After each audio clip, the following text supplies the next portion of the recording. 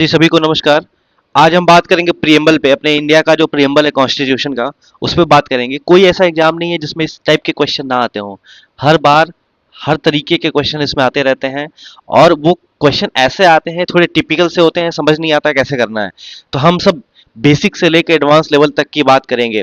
Liberty, तो जैसे CAPF में सवाल आया था कि पॉजिटिव लिबर्टी, नेगेटिव लिबर्टी का कॉन्सेप्ट, एक्शन इन एक्शन का कॉन्सेप्ट क्या होता है, या फिर सोशलिस्ट क्या होता है, डेमोक्रेटिक सोशलिस्ट क्या होता है, गांधीयन सोशलिज्म क्या होता है, या इसके अलावा आप जो पढ़ते हैं सॉवर्निटी क्या होती है, सॉवर्निटी अगर है तो फिर क्या क्या चीज़ें हो सकती हैं, क्या क्या नहीं हो सकती हैं, या फिर आपने देखा है वो क्या कहते हैं उसको, नेशनलाइजेशन हुआ, सोशलिज्म हुआ, सोशलिस्ट हुआ, या फिर जो भी चीज़ें होती हैं, लिबर्टी है, फ्रेटर्निटी है, ये सब आया कहाँ से, या फिर नेचर ऑफ द कॉन्स्टिट्यूशन पूछ लिया जाता है आपसे, या फिर आपसे पूछ लिया जाता है बताइए इक्वालिटी ऑफ आउटकम है कि नहीं आपके कॉन्स्टिट्यूशन में। तो हम उस सब चीज़ को समझने और कोशिश करेंगे, इन सब चीज़ों को समझें और इन सब चीज़ों को सीखें। ठीक है, तो आज का अपना एजेंडा क्या होगा? आज हम डिस्कस करेंगे प्रियम्बल, व्हाट इज प्रियम्बल। दूसरा, इंग्रेडिएंट ऑफ द प्रियम्बल क्या क्या है, हिस्ट्री ऑफ द प्रियम्बल कहाँ से बना था, कीवर्ड ऑफ द प्रियम्बल, इसके बारे में बहुत डिटेल एनालिसिस करेंगे। उसके बाद स्टेटस ऑफ द प्रियम्बल क्या है, फिर कुछ अमेंडमेंट, और उसके बाद फन फैक्ट जो यूपीएससी आए दिन कभी न कभी किसी एग्जाम में, एसएससी किसी एग्जाम में, या पीसीएस किसी एग्जाम में पूछ लिया करता है। ठीक है, तो हम उस पर बात करेंगे। सबसे पहले हम स्टार्ट करेंगे किससे? प्रियम्बल को रीड करने से। जैसे पूजा होता है ना घर में, जब पूजा होता है तो सबसे पहले गणेश भगवान की पूजा करी जाती है। ठीक है, चलिए आइए गणेश जी की पूजा करते हैं। तो इसलिए हम सबसे पहले प्रेमबल को रीड करेंगे, एंड देन आगे हम बढ़ेंगे, प्रोसीड करेंगे और समझने की कोशिश करेंगे। ठीक है, गला ठीक नहीं है तो मैं थोड़ा बोलूंगा, आप थोड़ा बियर करते रहिएगा। ठीक, सबसे पहला स्टेटमेंट क्या लिखा है, अब ध्यान से पढ़ने और उसको कोशिश करिए समझने की। प्रेमबल में प्रेमबल होता क्या है, पहले एक्चुअली ये समझ ही लीजिए पहले प्रेमबल होता क्या है। जैसे मान लीजिए कोई बुक है ना, ये बुक है कोई, इस बुक का कोई पहला पेज होता है, इस बुक के बारे में बताता है ना, बताता है। इसी को क्या बोला जाता है?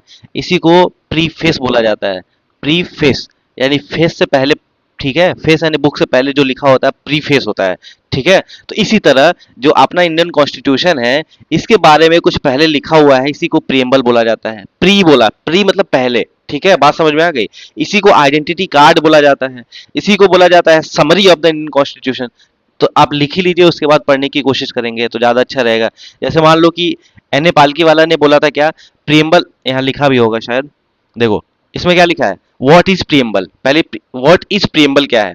Preamble is a philosophy and objective, इसको बोला जाता है philosophy of the Indian constitution. ये बात याद रखिएगा। ठीक है, प्रियम्बल आया कहां से था? अगर हम बात करें प्रियम्बल आया कहां से था, तो प्रियम्बल कहां से आया था बताओ? प्रियम्बल जो है वो आया था, एक मिनट, प्रियम्बल आया कहां से था? तो प्रियम्बल आया था जवाहरलाल नेहरू के किससे? जवाहरलाल नेहरू के ऑब्जेक्टिव रिजोल्यूशन से आया था। ठीक है, अब ये ऑब्जेक्टिव रिजोल्यूशन क्या होता है ये हम बाद में समझेंगे, बस याद रखिएगा ऑब्जेक्टिव रिजोल्यूशन से आया था। ठीक, ऑब्जेक्टिव रिजोल्यूशन जो जवाहरलाल नेहरू ने दिया था, उसी से हमने क्या बनाया, अपना प्रियम्बल बनाया था। ये बात ध्यान रखिएगा। ठीक, प्रियम्बल को बोला जाता है, preamble is identity card of the constitution. किसने बोला था? एन ए पालकी वाला साहब की स्टेटमेंट है, याद रखिएगा। प्रेम, अगर कभी भी जीवन में आपसे पूछा जाए व्हाट इज प्रियम्बल, तो सिंपल बताइएगा philosophy and the objective of the Indian constitution, या दूसरा बता दीजिएगा preamble is identity card of the Indian constitution. ये बात आपको याद रखनी है। प्रियम्बल क्या है? Identity card of the Indian constitution है। किसने बोला था? एन ए पालकी वाला ने बोला था, एमिनेंट जूरिस्ट और कॉन्स्टिट्यूशनल एक्सपर्ट थे। ये बात आपको ध्यान होना चाहिए। इसके अलावा और भी बहुत सारे लोगों ने क्या क्या बोला था, आइए हम उसको समझ लेते हैं, सीख लेते हैं। ठीक है, प्रियम्बल होता क्या है वास्तव में। सबसे पहले तो आपने लिख लेगा प्रियम्बल कहाँ से आया। ऐसे ही आप नोट्स बनाते चलिएगा, जैसे मैं बना रहा हूँ आपको, आपको बना के मैं सिखा रहा हूँ कि नोट्स ऐसे ही बनाना है। प्रियम्बल होता क्या है? तो प्रियम्बल सबसे पहले आया कहाँ से, सोर्स क्या है प्रियम्बल का, सोर्स क्या है? तो हमने ले लिया कहाँ से, ऑब्जेक्टिव रिजोल्यूशन से लिया है। कहाँ से ले लिया सर? ऑब्जेक्टिव रिजोल्यूशन से ले लिया। ठीक है सर, ये बात तो समझ में आ गई। इसके बाद और क्या है? प्रियम्बल जो है वो क्या है? प्रियम्बल क्या है? जो philosophy of Indian constitution, philosophy of Indian constitution. अच्छा, ये फिलोसफी क्या होता है? इंडियन कॉन्स्टिट्यूशन, एक एक चीज को खोल के रख देंगे आज हम लोग। ठीक, ठीक है ठीक है, खोल के रखना मतलब पढ़ लेंगे। फिलोसफी क्या होता है सर? फिलोसफी होता क्या है? फिलोसफी का मतलब होता है कुछ सेट्स ऑफ आइडियाज। ठीक है, सेट ऑफ आइडियाज, ऐसे बोलिए, कुछ सेट ऑफ आइडियाज जिसके बेसिस पर हम रियलिटी को एक्सप्लेन करते हैं।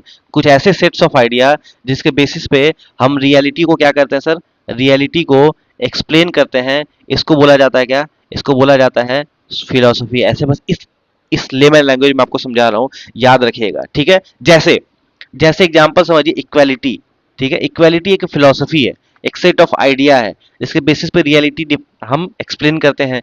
अच्छा, इक्वालिटी अगर फिलोसफी नहीं होता तो हमेशा चेंज नहीं होता। जो चीज हमेशा चेंज होता है वो क्या है, सेट्स ऑफ आइडियाज है, लेकिन रियलिटी अलग अलग हमेशा होती है। यहाँ की रियलिटी अलग है, यहाँ की रियलिटी अलग है, यहाँ की रियलिटी अलग है, तो यहाँ के लिए इक्वालिटी का डेफिनेशन भी अलग होगा। बस सिंपल बात समझ में आ गई। तो फिलोसफी होता है क्या है, कुछ सेट्स ऑफ आइडियाज होते हैं जिसके बेसिस पे हम रियलिटी को एक्सप्लेन करते हैं। जैसे एग्जांपल मैंने इक्वालिटी का दे दिया, ठीक है। ये बात ध्यान रखिएगा। इसके बाद जैसे प्रियम्बल आप पढ़ते हैं ना, तो प्रियम्बल में जो वर्ड की ट्विस्टिंग है अलग अलग होती है। एक वर्ड के अलग अलग कई सारे मीनिंग होते हैं। इक्वलिटी का यहाँ मीनिंग कुछ और होता है, यहाँ कुछ और मीनिंग होता है। वास्तव में क्या मीनिंग है इसको समझने की कोशिश करेंगे, क्योंकि अगर आपके पास प्रियम्बल की डीप नॉलेज नहीं होगी ना, डीप नॉलेज को डीप डाउन अंडरस्टैंडिंग बोला जाता है। अगर डीप डाउन अंडरस्टैंडिंग नहीं है तो एग्जाम में क्वेश्चन आपसे नहीं लग पाएंगे, ठीक है। तो हम लास्ट में क्वेश्चन भी करेंगे, इसलिए आप रेडी रहिएगा चीजों को लेके। तो आराम से ध्यान से समझते जाइएगा। दूसरी बात यहाँ ये याद रखिएगा, अगर आपको कब लगेगा कि हमें सब समझ में आ गया है, जब कोई व्यक्ति है और वो इंटरेस्ट नहीं ले रहा है। क्या नहीं ले रहा है, इंटरेस्ट नहीं ले रहा है, और आप उसको समझाने में सफल हो जाते हैं, तो ये समझिएगा कि ये कॉन्सेप्ट जो है वो आपको समझ में आ गया है। ये मैं आपको ब्रह्मास्त्र बता रहा हूं, आप अपने आप को खुद को इवेल्युएट कर पाएंगे। कोई व्यक्ति जब समझने की कोशिश ही ना कर रहा हो और आप उसके सामने गए और आप समझाना शुरू कर दिए और धीरे धीरे वो समझ गया सब कुछ, तो समझिएगा कि आपको उस सब्जेक्ट की, आपको उस टॉपिक की, आपको उस बात की जो है एक्सप्लेनेशन और क्लैरिटी बहुत अच्छे से है, यानी आपको भी समझ में आया है। अगर आपको समझ आया है तो आप दूसरों को समझा पाएंगे, ठीक है। ये बात याद रखिएगा आप। ये याद रहेगा कि नहीं याद रहेगा, बात समझ में आई, ठीक है। अब इसके बाद से दूसरा चेक करने का क्या तरीका है, सर क्वेश्चन लगा लीजिए। कोई भी एग्जाम का क्वेश्चन अगर लग जाना चाहिए, अगर मैंने प्रियम्बल पढ़ा है तो किसी भी एग्जाम का क्वेश्चन लग जाना चाहिए, इससे हमें पता चल जाएगा, ठीक है। ये तो बात हो गई। तो हमने क्या बोला कि हमने प्रियम्बल की बात करी, तो preamble is a philosophy of Indian constitution.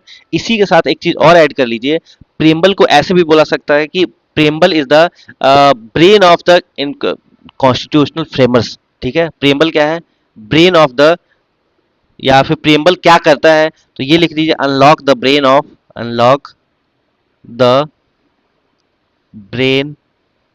Of framers of Indian constitution, या इन्हीं को बोला जाता है founding father, framers of Indian constitution. Indian constitution इन्हीं को बोला जाता है क्या, फाउंडिंग फादर बोला जाता है, याद रखिएगा, इंडियन कॉन्स्टिट्यूशन। ये लोग बहुत बड़े लोग थे, ठीक। बात अभी सबके बारे में समझेंगे, क्यों बड़े थे, क्या हुआ था, कैसे हुआ था। तो ये रही बात आपके प्रियम्बल की। इसमें कुछ दो तीन चीजें, जैसे ऑब्जेक्टिव क्या है प्रियम्बल का, ठीक है। ऑब्जेक्टिव रेजोल्यूशन से आया, बात तो ठीक है आपकी। सर प्रियम्बल का ऑब्जेक्टिव क्या है, ऑब्जेक्टिव ऑफ द प्रियम्बल, ये ऐसे सीधे सीधे सवाल आ जाते हैं, ठीक है। इसके अलावा नेचर ऑफ द कॉन्स्टिट्यूशन क्या है, ऑब्जेक्टिव ऑफ द कॉन्स्टिट्यूशन और नेचर ऑफ द कॉन्स्टिट्यूशन क्या है, ये बात याद रखिएगा। ऑब्जेक्टिव में आप पढ़ते हैं तीन चीजें, SSDR, इसको अभी समझेंगे आराम से, और नेचर के बारे में अभी हम आगे बात कर रहे हैं। तो ये बात याद रखिएगा। प्रियम्बल क्या है, source of the Indian constitution है, philosophy of the Indian constitution है, और preamble is unlock the brain, और प्रियम्बल जो है अनलॉक करता है brain of the framers of Indian constitution. हमें समझ में आता है कि इंडियन कॉन्स्टिट्यूशन जो फ्रेमर्स थे वो क्या सोचते थे प्रियम्बल के बारे में, ठीक है। ये बात याद रखिएगा। कुछ फेमस कोट हैं जो मुझे लगता है कि आपको बता देना चाहिए, तो वो चीज भी आप लिख लीजिए तो ज्यादा अच्छा रहेगा। अगर मैं एक पेज ऐड कर लूं तो सही रहेगा ना। चलो, जैसे कुछ कभी कभी आ जाता है, जैसे कह दिया गया philosophy of the Indian constitution, वो तो हमने पढ़ लिया, philosophy of the Indian constitution, ये बात हमने समझ लिया। Philosophy of the Indian constitution क्या है, इंडियन कॉन्स्टिट्यूशन क्या है सर, ये है प्रियम्बल, ठीक है। पहला टिक हो गया। दूसरा, आप कह सकते हैं identity card of the Indian constitution. Identity सब स्लाइड है लेकिन मैं आपको लिखवा रहा हूँ, खुद लिखिए, identity card of the Indian constitution, ठीक है सर, ये भी बात समझ में आ गई, इंडियन कॉन्स्टिट्यूशन, ठीक है। तीसरी बात क्या लिखेंगे, summary of the Indian constitution, क्या, summary of the Indian constitution, चलिए सर, ये भी बात समझ में आ गई। इसके बाद क्या है? इसके बाद है sir horoscope of the Indian constitution. Horoscope तो समझते ही होंगे ना? अरे वही राशिफल, हो टीवी में आता रहता है सुबह सुबह, horoscope of the Indian constitution या Indian democratic republic, Indian constitution.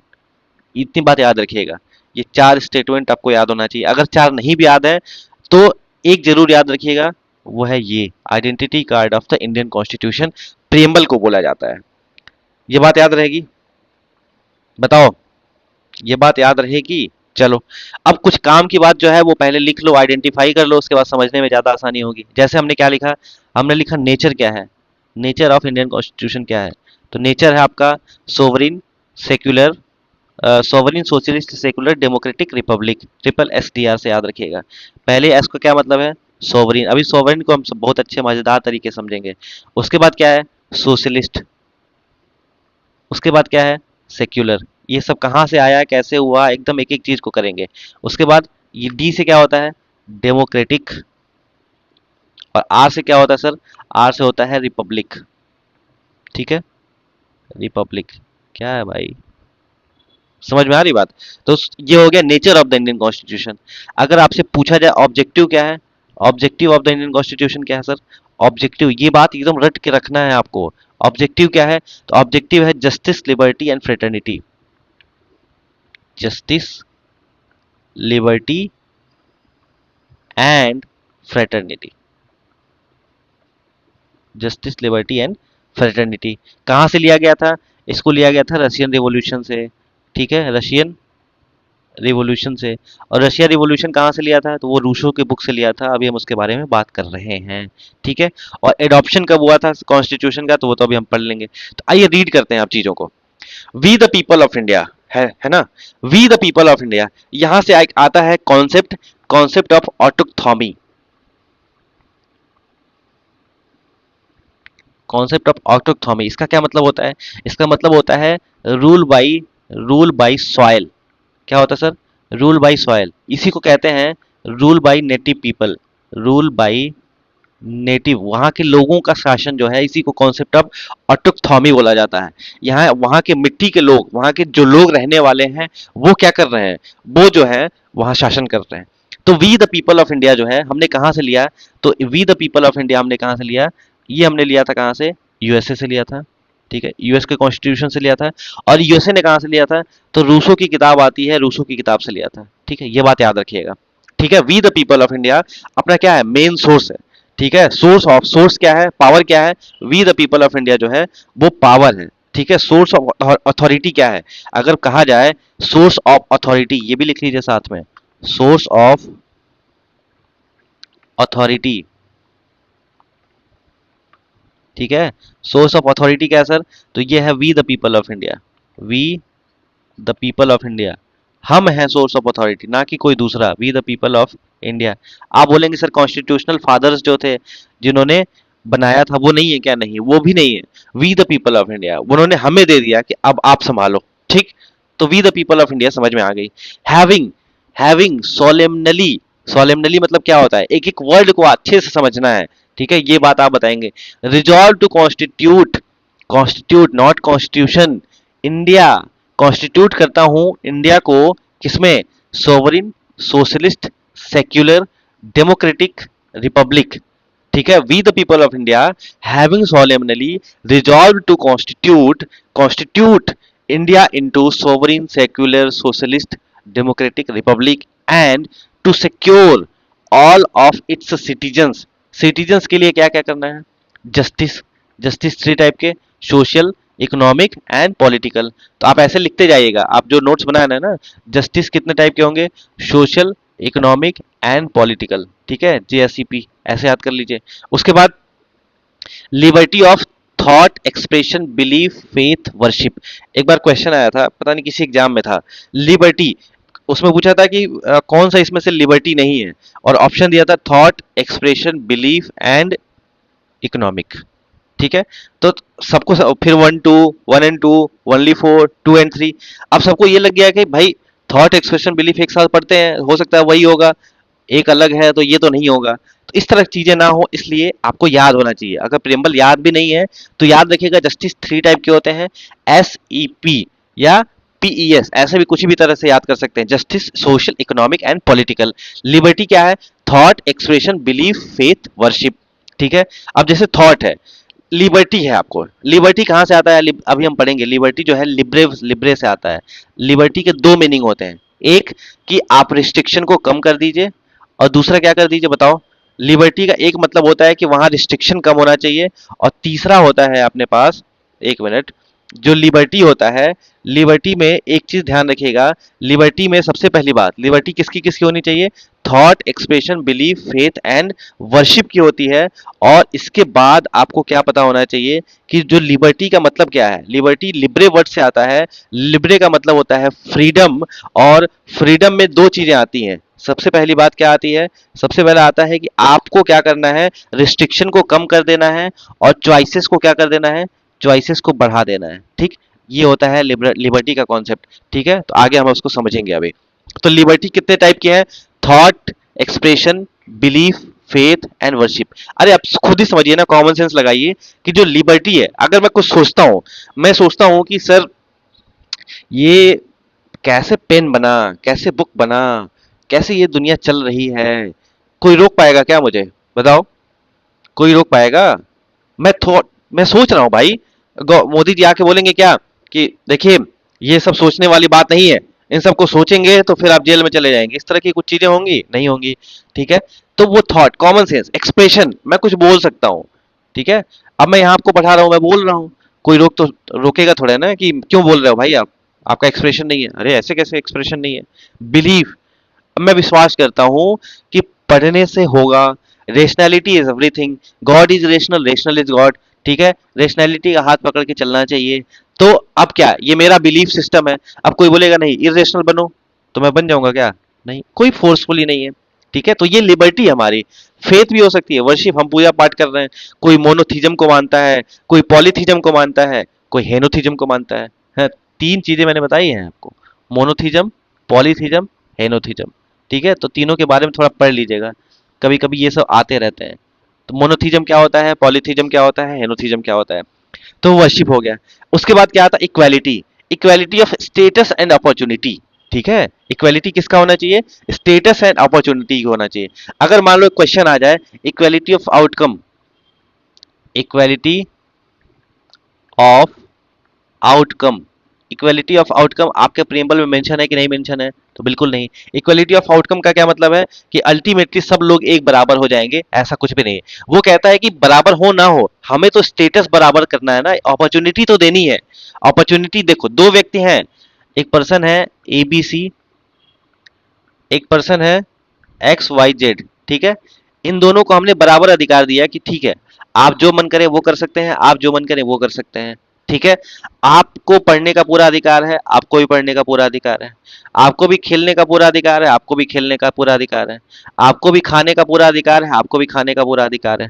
अब जो आगे बढ़ेगा वो बढ़ जाए, हमें क्या करना है? हमने तो इक्वलिटी दी ना, equality of status and opportunity दी। अब जो पीछे हैं उनको भी एक्स्ट्रा हम कुछ करते हैं, तो स्टेटस भी दे रहे हैं, अपॉर्चुनिटी भी दे रहे हैं। अभी तक हमने क्या समझा? We the people of India, concept of autonomy पढ़ लिया, rule by soil, rule by native. ठीक, having solemnly resolve to constitute India into sovereign, socialist, secular, democratic republic, and to secure all its citizen, justice secure करना है, liberty secure करना है, equality secure करना है, और फ्रेटर्निटी सिक्योर करना है। क्वेश्चन यहीं से बनते हैं, लेकिन आपके पढ़ने का तरीका गलत था, इसलिए आपको समझ नहीं आता था।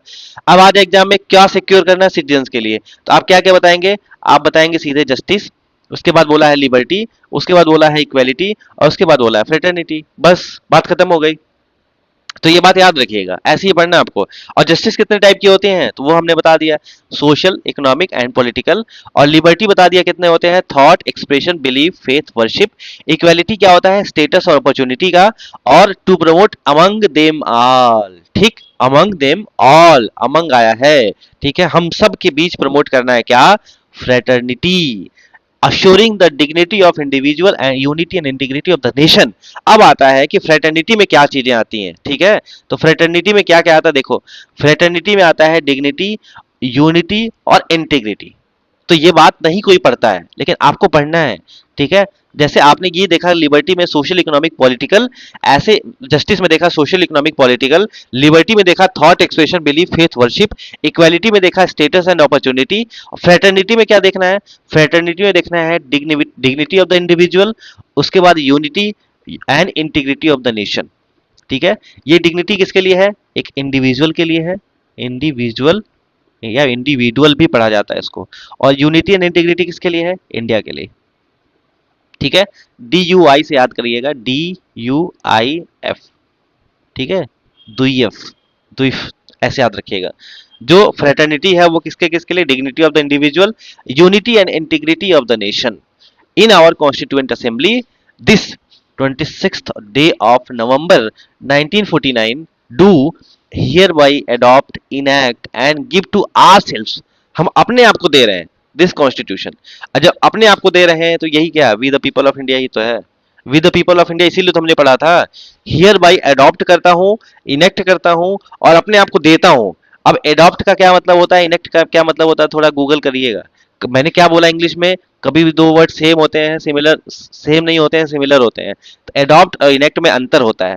एडॉप्ट करना अपनाना, इनेक्ट करना लागू कराना, और अपने आप को देना। एडॉप्ट और देने में क्या अंतर है, थोड़ा सोचिएगा, समझिएगा, कोशिश करिएगा। ठीक है, तो हमने पढ़ा preamble. We the people of India having solemnly resolved to constitute India into sovereign socialist secular democratic republic and to secure to all its citizens justice, social economic political liberty, thought expression belief faith worship, equality of status and opportunity, and equality की बात कर रहा हूँ। Equality के लिए आपको एक चीज बताऊं मैं कि इक्वलिटी के लिए पेज ऐड करा जाए तब समझा जाएगा। कहाँ ऐड हो गया,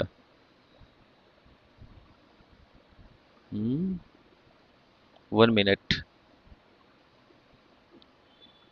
यार, ये पेज आ रहा है बार बार। चलो ठीक, तो हमने क्या समझा, चलो तो हमने ये समझा कि देखो इक्वालिटी की बात करते हैं ना, इक्वालिटी की बात क्या है, अच्छा ये जो है प्रियम्बल इन्फोर्सेबल है कि नॉन इन्फोर्सेबल है, अब इसकी बात, इक्वालिटी की बात तो हम बाद में करेंगे। अब प्रियम्बल जो है वो इन्फोर्सेबल है कि नॉन इन्फोर्सेबल, ये बताओ। तो प्रियम्बल जो है वो क्या है, नॉन इन्फोर्सेबल है। क्यों, अब देखिए इसके पीछे का रीजन है, नॉन इन्फोर्सेबल है। आर्टिकल 15 क्या कहता है, आर्टिकल 15 से कि state can't discriminate on the basis of religion, race, caste, sex and place of birth।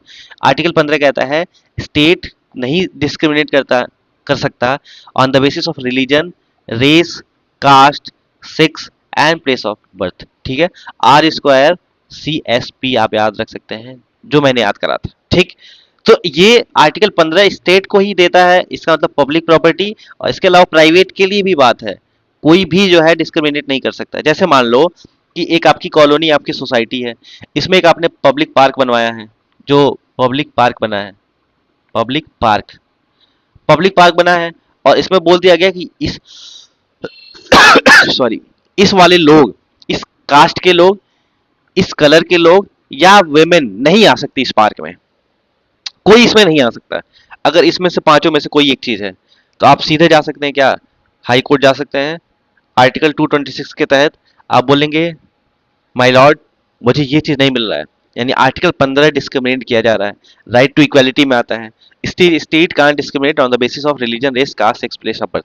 तो आप क्या करेंगे, आप सीधे हाई कोर्ट चले जाएंगे और वहां आपका निपटारा किया जाएगा, या सुप्रीम कोर्ट जा सकते हैं आर्टिकल 32 के तहत। वो क्या है, इन्फोर्सिबल है। लेकिन प्रियम्बल में अगर कहीं आ जाए सर इक्वालिटी नहीं मिल रही है, तो आप प्रियम्बल का हवाला देके नहीं जा सकते। अच्छा ये जो है ये सब दिया हुआ है फंडामेंटल राइट में, जस्टिस भी दिया हुआ है, लिबर्टी भी है, फ्रेटर्निटी भी है। तो इस तरह अगर फंडामेंटल राइट को इन्फोर्सेबल बनाया है तो प्रियम्बल को क्यों बनाए। इसके बाद जैसे आप पढ़ते हैं फ्रेटर्निटी, इक्वालिटी, इसमें डीपीएसपी भी आ जाता है। जब दिया हुआ है फंडामेंटल राइट में कि इन्फोर्सेबल है, तो फिर प्रियम्बल को इन्फोर्सेबल बनाने का कोई लॉजिक नहीं था, इसलिए उसको नहीं बनाया गया। बात समझ में आ रही है। प्रियम्बल आइडेंटिटी कार्ड है। आइडेंटिटी कार्ड का मतलब क्या होता है, जैसे आप स्कूल जाते थे तो आइडेंटिटी कार्ड लगा के जाते थे, आपका नाम, आपके फादर्स नेम, आपका डेट ऑफ बर्थ, आपका घर एड्रेस, ये सब लिखा होता था। और ऑफिस जाते हैं, ऑफिस का भी यही कंडीशन होता है। तो वो क्या है, वो डिटेल लिखा हुआ है। तो कॉन्स्टिट्यूशन का डिटेल क्या है, प्रियम्बल, कि भाई ये प्रियम्बल, प्रियम्बल पढ़ के समझ में आ जाएगा कि आपका कॉन्स्टिट्यूशन क्या कहता है। बात समझ में आ गई? तो ये रहा पूरी कहानी आपकी प्रेमल की। अब हम स्टार्ट करेंगे कॉन्सेप्ट, और कॉन्सेप्ट को समझने की कोशिश करेंगे। जैसे हमने देखा इंग्रेडिएंट ऑफ द पीपल क्या, इंग्रेडिएंट ऑफ द प्रेमबल क्या है, source of the constitution, objective, nature और डेट। तो ये सब हमने बात पढ़ लिया है। अब आइए हम कुछ यहाँ पे एक ब्लैंक स्लाइड ले लें तो ज्यादा अच्छा रहेगा। अब यहाँ ब्लैंक स्लाइड लेके अब हम पढ़ने की शुरुआत करते हैं, कोशिश करते हैं। ठीक है, सबसे पहला अपना कॉन्सेप्ट आता है क्या, सोवर्निटी। सोवर्निटी को ध्यान से समझिएगा, आज के बाद आपको कभी भी दिक्कत नहीं आएगा। सोवरिन कंट्री या सोवर्निटी, ये कॉन्सेप्ट होता क्या है? ठीक है, एक ये जो कॉन्सेप्ट है ना, ये फ्लेक्सिबल कॉन्सेप्ट है, हमेशा चेंज होता रहता है। ठीक है, फ्लेक्सिबल कॉन्सेप्ट है, दुनिया में कोई भी चीज परमानेंट नहीं है, ये बात तो आपको ही पता है। ठीक है, तो सब कुछ चेंज होता है, सब कुछ बदलता है, परिवर्तन ही संसार का नियम है। ठीक है, अब एक चीज देखिए, इंडिया जो है वो क्या है, सोवरिन है। सोवरिन से एक कहानी मुझे याद आ रही है, कहीं तो सुना दे। ठीक, सुनी। लास्ट दिवाली की बात है, दिवाली तो अभी आने वाली है। तो कॉलोनी में एक घर था, लगातार वो पटाखे जलाए जा रहे थे, बजाए जा रहे थे, इतने ज्यादा। फिर मैंने उनको रोका एक बार कि रुक जाइए सर, हो गया, कितना करेंगे, बस रात हो गई, अब सबको सोने दीजिए आराम से। ठीक है, मान गए। फिर वो थोड़ी देर बाद फिर शुरू हो गए, और इतना ज्यादा उन्होंने जला दिया कि एक डॉग था, ठीक है, डॉग जो है वो खांसने लगा। एक कुत्ता था, उसको खांसी आने लगी, एकदम वो परेशान हो गए इतना ज्यादा धुएं से। ठीक है, तो फिर मुझे रहा नहीं गया, फिर मैं जाके बोला, डांटा तेजी से। तो फिर किसी तरह उन्होंने कंट्रोल किया उस चीज को। तो ये रहा पूरी कहानी। वो बोलते हैं एक सोवर्निटी है मेरा, सोवर्निटी है तो मैं कुछ भी कर सकता हूँ। भाई आपकी सोवर्निटी है, लेकिन दो चीजें नहीं होना चाहिए, एक हेल्थ, हेल्थ, और दूसरा नेशनल सिक्योरिटी। इस पे खतरा आएगा तो सोवर्निटी गायब है आपकी। तो ये बात अभी मैं आपको समझा रहा हूँ, क्वेश्चन में आपको समझाऊंगा अभी। ठीक है, सोवेनिटी का मतलब होता है इंडिया के पास फ्रीडम है, इंडिया जो चाहे वो कर सकता है, कोई दबाव नहीं है किसी के पास। तो इंडिया जो है अपना, ये मान लो इंडिया है, इंडिया कोई अपना टेरिटरी भी किसी को दे सकता है, ऑब्वियसली बिल्कुल दे सकता है। ठीक, यानी इंडिया कैन गिव अवे, कोई भी चीज दे सकता है, give away for betterment, for betterment, अच्छे के लिए हम कुछ दे भी सकते हैं, वो भी अपनी क्या है, सोवर्निटी है। जैसे चाइना के साथ, ये मान लो इंडिया, ये है अपना चाइना, ठीक है, इसके साथ हमारा विवाद हो गया, डोकलाम विवाद सिक्किम में, और फिर जो भी चीजें हुए तो चाइना के, और हमने क्या बोला, हमने बोला इस दिवाली चाइना का कोई सामान नहीं लाएंगे, चाइना का सामान सब बैन कर दीजिए। फिर बोला गया मोदी जी, आप अपने 56 इंच के सीने का प्रयोग करके पूरे सामान, चाइना के सामान को बैन कर दीजिए। चाइना पे जब सामान बैन हो जाएगा तो कोई सामान चाइना से आएगा नहीं, और कोई सामान चाइना से आएगा नहीं तो उनके फैक्ट्री पे दबाव पड़ेगा, फैक्ट्री पे दबाव पड़ेगा तो सरकार पे दबाव पड़ेगा, और सरकार पे दबाव पड़ेगा तो सरकार क्या हो जाएगी, सुधर जाएगी। ठीक है, तो क्या हमने किया ऐसा कुछ नहीं, कुछ चीजें बैन करी। ठीक है, तो वो किस बेसिस पर ही करी, कैसे करी, उसको हम समझने की कोशिश करेंगे, उसके पीछे, उसके अंदर तक जाएंगे। ठीक है, देखो, सॉवरिन का क्या मतलब होता है, कुछ मामले में हम यूनिलेटरल फैसला नहीं ले सकते, यूनिलेटरल फैसला आप नहीं ले सकते। ठीक है, क्यों नहीं ले सकते? क्योंकि देखिए, हम क्या हैं, हम सिग्नेटरी हैं किसका, सिग्नेटरी हैं डब्ल्यूटीओ का, सिग्नेटरी हैं of WTO, World Trade Organization. ऐसा नहीं होगा कि हम सब कुछ बैन कर देंगे, ऐसा नहीं होगा कि हम सब कुछ बैन कर देंगे। मोदी जी अपने 56 इंच के सीने का प्रयोग करके बोलते हैं आज से चाइना से कोई सामान नहीं आएगा, आज से अमेरिका से कोई सामान नहीं आएगा, इस तरह नहीं हो सकता ना। अब क्यों नहीं हो सकता, इसको समझने की कोशिश करते हैं। हम क्या है, हम वर्ल्ड ट्रेड ऑर्गेनाइजेशन के क्या है, सिग्नेटरी मेंबर है। इसमें एक कॉन्सेप्ट आता है, एक कॉन्सेप्ट है GATT का। GATT का क्या मतलब होता है, मतलब आप कह सकते हैं, GATT का क्या मतलब होता है, जनरल, नहीं पता होगा तो लिख लीजिएगा, एग्जाम में आता है, general agreement, general agreement on tariff and trade, tariff and trade, ये अग्रीमेंट बना हुआ है। इस अग्रीमेंट में क्या है, इस अग्रीमेंट में लिखा है कि कोई भी डब्ल्यूटीओ मेंबर किसी भी प्रोडक्ट पर बैन नहीं कर सकता, पहली बात, किसी भी देश के किसी भी प्रोडक्ट बैन नहीं कर सकता। लेकिन एक चीज और इसके अंदर लिखा है, कोई भी डब्ल्यूटीओ मेंबर किसी भी प्रोडक्ट पर बैन तभी लगा सकता है जब वो प्रोडक्ट, ठीक है, जब वह प्रोडक्ट जो है वो क्या करता हो, जब वो प्रोडक्ट दो फैक्टर पे काम करता हो, एक हेल्थ को नुकसान पहुंचाता हो, और दूसरा नेशनल सिक्योरिटी के लिए खतरा हो, नेशनल सिक्योरिटी। बहुत मजेदार कॉन्सेप्ट बता रहा हूं, इसके पहले आपने सुना ही नहीं होगा ये सब, ठीक है। तो हम सिग्नेटरी हैं डब्ल्यूटीओ के। डब्ल्यूटीओ का एक है GATT, एक concept, general agreement on tariff and trade. इसमें बोला जाता है कि कोई भी डब्ल्यूटीओ मेंबर किसी भी प्रोडक्ट पे तभी बैन कर सकता है जब वो प्रोडक्ट हेल्थ के लिए और नेशनल सिक्योरिटी इन दोनों के लिए खतरा हो, ठीक है। बात समझ में आ रही है? तो हमने क्या करा, हमने टिकटॉक बैन किया, हमने पबजी बैन किया, हमने और भी कई सारी चीजें की, ठीक है। करा कि नहीं करा बताओ? टिकटॉक पबजी बैन किया, तो इसमें हमने रीजन दिया कि जो टिकटॉक है वो हमारे हेल्थ के लिए अच्छा नहीं है, दिन भर रात भर लोग यूज कर रहे हैं। और जो पबजी है, पबजी, PUBG, पबजी जो है वो नेशनल सिक्योरिटी के लिए खतरा है क्योंकि डाटा अपना लीक होता है, ठीक है। इस बेसिस पर हमने टिकटॉक पबजी को बैन किया था। इसके बाद सुनिए, इसके बाद इतना ही नहीं, अभी तो और, अभी और क्या है, अभी है GATS, एक कॉन्सेप्ट आता है GATS का। इसका क्या मतलब है? मैं आपको ये समझा रहा हूं, सोवर्निटी हल्के में मत लीजिएगा कि ठीक है हाँ सर सोवर्निटी मतलब होता है कि अपना है, अपने शासन है, बस हो गया, वो चीज नहीं। जैसे क्या है, general agreement on trade and service, general agreement on trade and service, sir ये क्या है? इसमें ये बोला गया है कोई भी सर्विस, अभी तो हम टैरिफ एंड ट्रेड की बात कर रहे थे, अभी हम क्या किसकी बात कर रहे हैं? सर्विस की बात कर रहे हैं। कोई भी सर्विस तभी बैन करी जा सकती है जब वो हेल्थ और नेशनल सिक्योरिटी के लिए खतरा हो। ऑप्शन में याद रखिएगा ये सब चीजें, ठीक है। इस तरह हमने टिकटॉक पबजी को बैन करा था। चलो, यानी सोवेनिटी एक ऐसा कॉन्सेप्ट है अपने फायदे के लिए। अच्छा ये, अब बोलेंगे सर सोवेनिटी अपनी हुई कहाँ जब हम हर जगह से दबे ही है? नहीं नहीं, दबे नहीं है। सोवेनिटी जो है पार्शली डिवॉल्व करते हैं अपने फायदे के लिए, ठीक है। पार्शली डिवॉल्व किया जाता है अपने प्रॉफिट के लिए, ठीक है। क्यों? अगर हम मान लीजिए कि आज से डब्ल्यूटीओ का मेंबर नहीं है तो अपनी सोवेनिटी तो है ना, हम सोवरिन है तभी तो डब्ल्यूटीओ के मेंबर हैं। डब्ल्यूटीओ के मेंबर इसलिए हैं कि ताकि हमारे पास जो होगा फायदा होगा, हम डब्ल्यूटीओ के मेंबर होंगे तो लोग हमारे यहाँ इन्वेस्ट करेंगे, लोग हमारे यहाँ इन्वेस्ट करेंगे, हमारी इकोनॉमी अच्छी होगी, हमारी इकोनॉमी अच्छी होगी, हमारा एम्प्लॉयमेंट अच्छा होगा, हमारे एम्प्लॉयमेंट अच्छा होगा तो हमारा ग्रोथ अच्छा होगा। तो ये करा किसने? हम डब्ल्यूटीओ के मेंबर बनना चाहे तो बन गए, अब हम हटना चाहे तो हट भी सकते हैं, ये तो रोका थोड़े ना किसी ने। तो ये क्या है, ये सोवर्निटी है कि नहीं है? लेकिन आपने पार्शली डिवॉल्व किया, अपने प्रॉफिट के लिए डिवॉल्व किया कि नहीं भाई ये बैन सीधे नहीं कर सकते आप किसी को। बात समझ में आ रही है? तो इस तरह की जो चीजें हैं वो हो सकती हैं।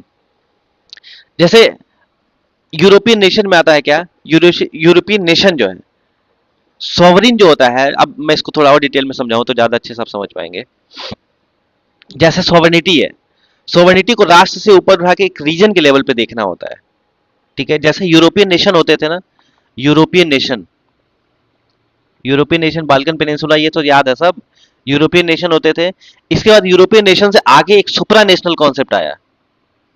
मैं बहुत बड़ी बात बता रहा हूँ, सुप्रा नेशनल कॉन्सेप्ट, ये क्या होता है? इसमें आया क्या, यूरोपियन यूनियन का पदार्पण हुआ, डेब्यू, यूरोपियन यूनियन। इसका क्या मतलब है सर? यूरोपियन यूनियन का मतलब एक ग्रुप हो गया कि हर कुछ देश जो मिलके एक ग्रुप बना लेते हैं और वो ग्रुप जो है वो जोन ऑफ पीस के रूप में काम करता है। अब जैसे मान लीजिए यहाँ इंडिया है, यहाँ चाइना है, यहाँ श्रीलंका है, यहाँ पाकिस्तान है, ऐसा सपोज, तो सबके बीच में लड़ाई हो रही है। हम ये क्या करते हैं, इसके ऊपर सुप्रा नेशनल कॉन्सेप्ट लाते हैं कि हम सब एक हैं। हम सब जब एक हैं तो हम अपने ग्रोथ के लिए काम करेंगे और ये जो एरिया है वो पीस ऑफ जोन बन जाएगा। फिर से समझाऊं, सुप्रा नेशनल कॉन्सेप्ट क्या कहता है कि जैसे मान लो यहाँ 4 देश हैं और चारों आपस में लड़ाई कर रहे हैं, एक ऐसा कॉन्सेप्ट हिलाइए ना कि हम सब एक हो जाएं। ये सुप्रा नेशनल कॉन्सेप्ट यूरोपियन नेशन का, यूरोपियन यूनियन के टाइप का आ गया। अब सब एक हो गए तो अब आपस में तो लड़ेंगे नहीं, अब ग्रोथ पे ध्यान देंगे। तो ये जो एरिया होगा वो जोन ऑफ पीस बनेगा कि नहीं बनेगा? जोन ऑफ पीस बन जाएगा। इसी को सुप्रा नेशनल कॉन्सेप्ट बोला जाता है। खैर, वो बात आपके काम की नहीं थी। तो कभी आ जाए सुप्रा नेशनल कॉन्सेप्ट क्या होता है, शांति होगी तो तरक्की होगी, शांति ही नहीं होगी तो तरक्की किस बात की। तो ये बात याद रखिएगा। ये हो गया सॉवर्निटी का कहानी। अब आते हैं सर सोशलिस्ट क्या है, सोशलिस्ट सॉरी सोशलिस्ट क्या है? सोशलिस्ट कहाँ से बना है सर? सोशलिस्ट बना है आपका सोसाइटी से। सॉवर्निटी समझ में आप आ गया होगा, भूलेगा नहीं कभी। सोसाइटी, सोसाइटी का क्या मतलब है? आप कह सकते हैं कि यहाँ सोसाइटी का मतलब होता है there should not be concentration of wealth in few hands, ठीक है। कंसंट्रेशन ऑफ वेल्थ ही नहीं होना चाहिए, ये बात ही ध्यान रखना है। कंसंट्रेशन, इसमें मजेदार कॉन्सेप्ट बताऊंगा।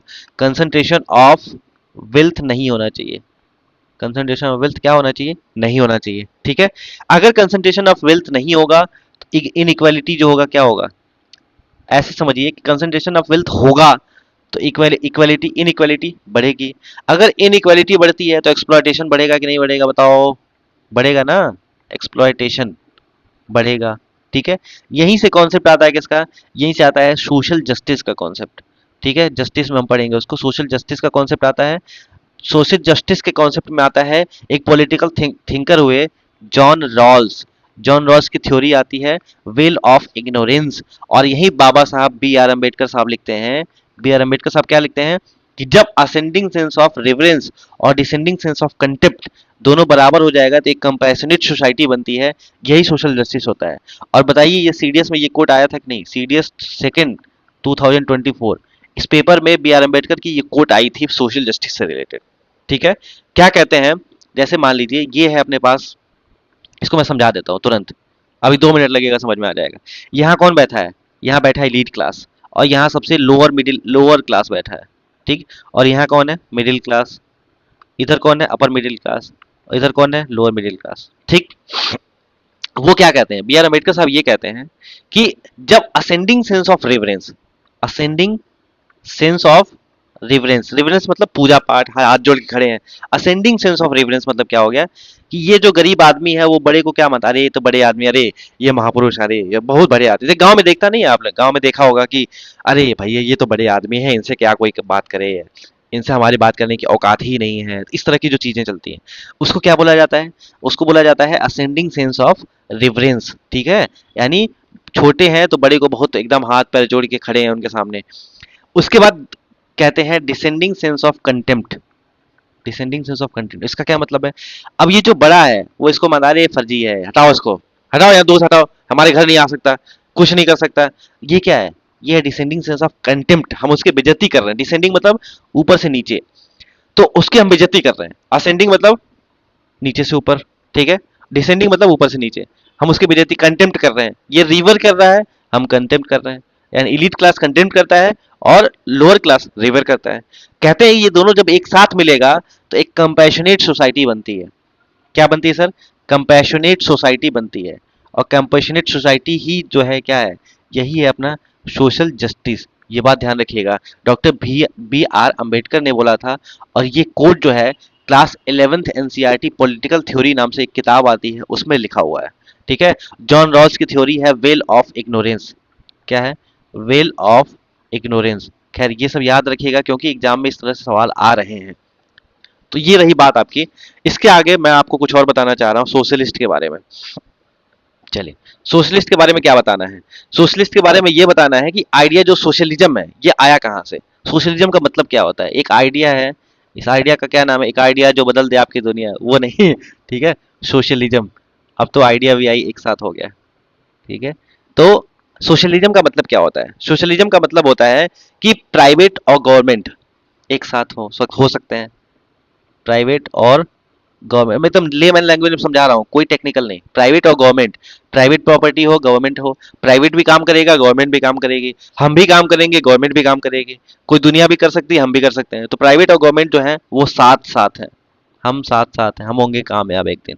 ठीक, इसके बाद गवर्नमेंट क्या कर सकती है? गवर्नमेंट और क्या कर सकती है? वो एफर्ट डाल सकती है, किसके लिए? एफर्ट डाल सकती है, एफर्ट पुट कर सकती है, एफर्ट को बढ़ा सकती है, किसके लिए? रिड्यूस करने के लिए। क्या? रिड्यूस करने के लिए क्या? इन इक्वालिटी। ये बात याद रखिएगा, इन इक्वालिटी को रिड्यूस करने के लिए वो एफर्ट डाल सकती है। तीसरा क्या हो सकता है इसमें? तीसरा ये हो सकता है, होता है, जो गवर्नमेंट है वो क्या करेगी? गवर्नमेंट जो है वेलफेयर प्लान करेगी, वेलफेयर पॉलिसी बनाएगी, वेलफेयर पॉलिसी बनाएगी।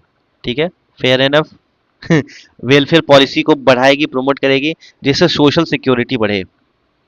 सोशल सिक्योरिटी बढ़े, जैसे सोशल सिक्योरिटी बढ़े, जैसे हुआ है ये। जैसे मैं, मेरे पास कुछ नहीं है खाने के लिए, मैं एकदम गरीब आदमी, मेरे पास कुछ भी नहीं है, तो क्या गवर्नमेंट हमारा सपोर्ट नहीं करेगी? बताओ, करेगी।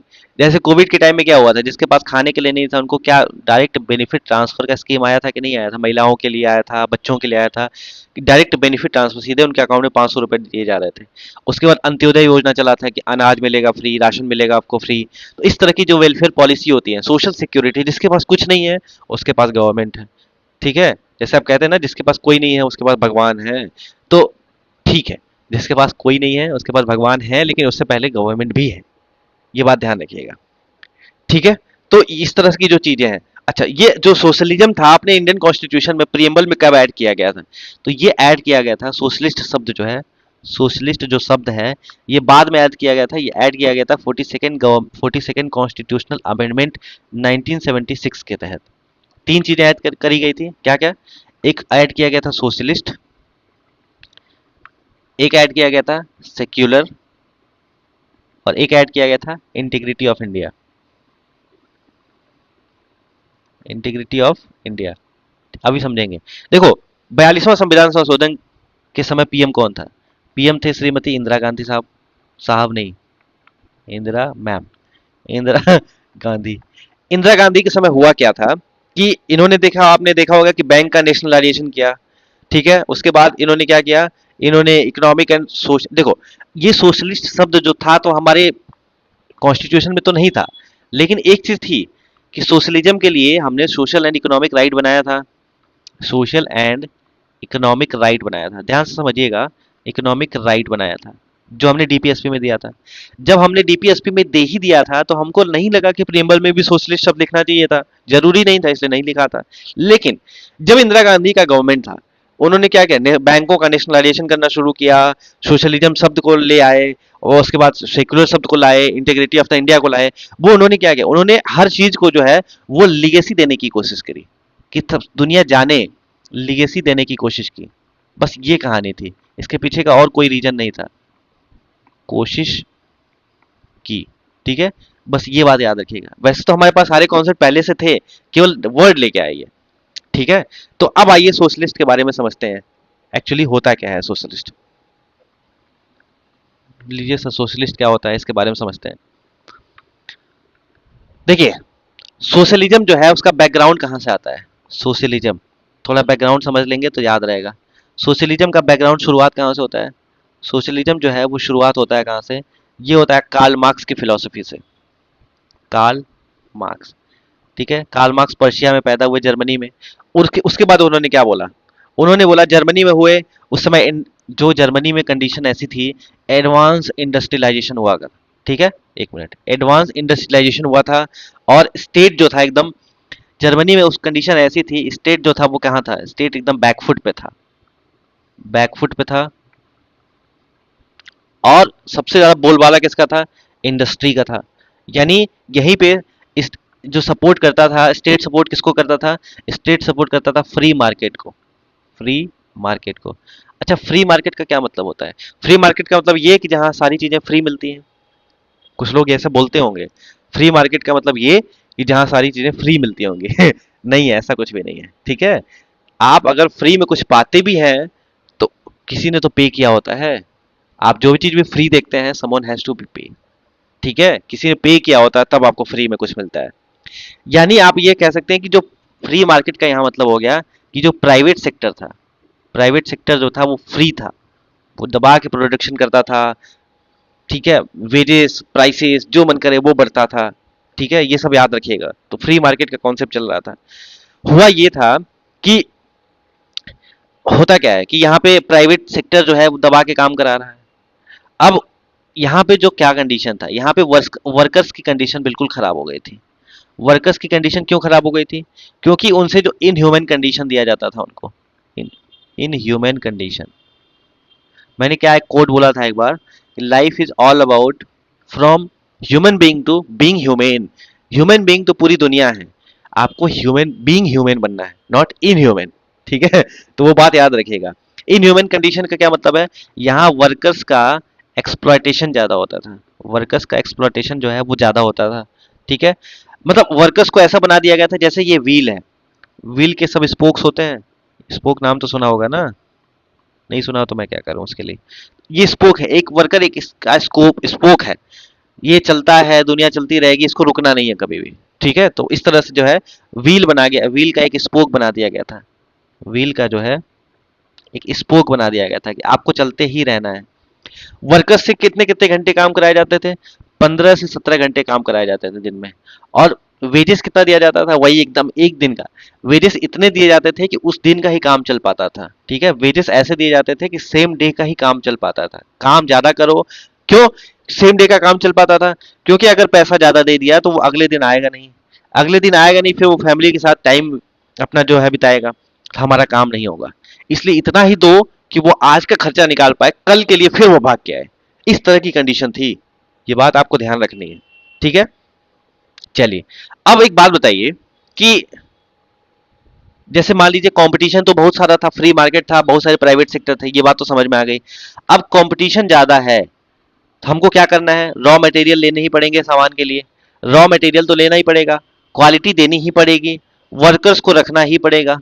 बात समझ में आ रही है? ट्रांसपोर्ट करना ही पड़ेगा, तो ये सब चार चीजें करनी पड़ेंगी। तो ध्यान से समझिएगा, रॉ मटेरियल खराब लाएंगे तो क्वालिटी कम हो जाएगी, तो रॉ मटेरियल खराब नहीं ला सकते। क्वालिटी को बढ़ाना है तो क्वालिटी बढ़ाने के लिए काम तो करना पड़ेगा। अब कोई सामान कहीं से ले आना है तो ट्रांसपोर्ट तो करना ही पड़ेगा ना, ट्रांसपोर्ट नहीं करेंगे तो कैसे होगा? ये तीनों चीजों में तो आपको पैसा देने ही देने हैं। बचा कौन? वर्कर। इसी पे एक्सप्लॉइट जो कर पाओ कर लो। ठीक है, इनको इनसे काम ज्यादा कराओ, काम जो है वो ज्यादा कराओ, और पैसा जो है कम दो। बस ये कहानी चल रही थी। काम ज्यादा कराओ, पैसा कम दो, क्योंकि इनके पास कोई ऑप्शन नहीं था। इनको क्वालिटी मेंटेन करनी है, कंपटीशन बढ़ाना है, फायदा ज्यादा लेना है, तो बस वही बचा हुआ वर्कर। क्योंकि रॉ मटेरियल की कॉस्ट कम होगी नहीं, क्वालिटी कम कर नहीं सकते, ट्रांसपोर्ट सिस्टम जो है वो तो चलेगा ही चलेगा, तो क्या बचा? वर्कर ही तो बचे। ये तो चार फैक्टर होते हैं। तो इसलिए याद रखिएगा, इन्होंने वर्कर्स पे एक्सप्लॉयटेशन करना शुरू किया। ठीक है, मार्क्स का प्रिडिक्शन था, कार्ल मार्क्स की बात कर रहा हूं, एक बार मार्क्स पे क्वेश्चन आया हुआ है। मार्क्स का प्रिडिक्शन क्या था?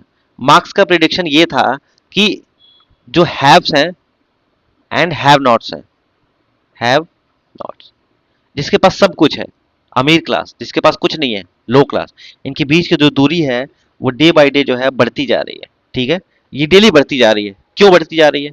अब एक बात बताइए, एक कोई कंपनी है, कोई ऑनर है, ठीक है, एक बात यहाँ याद रखिएगा, डे बाय डे जो है इनकी वैल्यू कम क्यों होती जा रही है?